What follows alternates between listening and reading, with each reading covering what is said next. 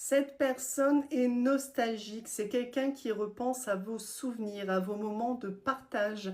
On voit bien que cette personne, dans la pensée en tout cas, continue en quelque sorte de te faire vivre. On voit bien que il y a une distance qui est avérée entre vous deux, c'est évident, mais en tout cas, cette personne n'a pas complètement coupé le fil et n'a surtout pas complètement tourné la page.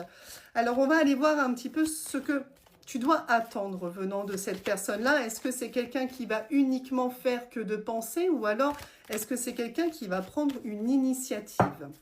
Ok, bon. Là, c'est ainsi pour le moment. Effectivement, il y a des stops. On voit bien que les choses sont freinées et n'avancent pas. L'action se fait difficilement concernant cette personne-là. Et pourtant, quand je te dis que cette personne pense à toi, repense à vos souvenirs, eh bien oui, parce qu'il y a bien un terrain addictif chez cette personne-là, donc forcément, il y a des pensées récurrentes et également un manque qui est ressenti chez cette personne-là. Seulement, cette personne, c'est quelqu'un qui a encore besoin de réfléchir. C'est quelqu'un qui n'a pas l'esprit totalement clair. Alors, forcément, puisque cette personne est dans la réflexion, c'est quelqu'un qui est beaucoup moins dans l'action, ok?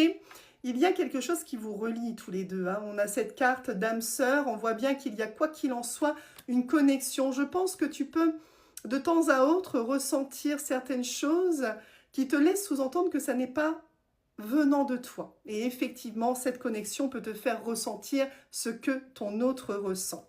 On me dit bien que cette personne manque de franchise à ton égard. Donc on voit ici que cette personne a des choses à te dire, a envie de te dire des choses, mais n'ose pas encore le faire, tout simplement parce que cette personne, c'est très brouillon dans son esprit. Cette personne est très confuse à l'heure actuelle. Ça la perturbe, ce qu'elle ressent encore, mais en même temps, ça la perturbe au point de ne pas réussir encore à faire le premier pas, malgré une attirance qui est très forte. On voit bien que cette personne n'a pas complètement passé le cap par rapport à toi.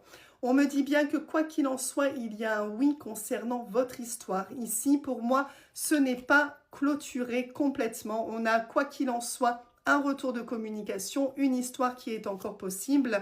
Et je te parle de retour de communication et regarde-moi ça, on a bien ici à venir un message, un appel de manière totalement inattendue de la part de cette personne qui, pour le moment, choisit plutôt de fuir ses sentiments et ses émotions. Donc on voit que c'est quelqu'un qui travaille beaucoup intérieurement, mais qui en tout cas a beaucoup de mal à revenir vers toi, même si la finalité est un retour de communication. On me dit que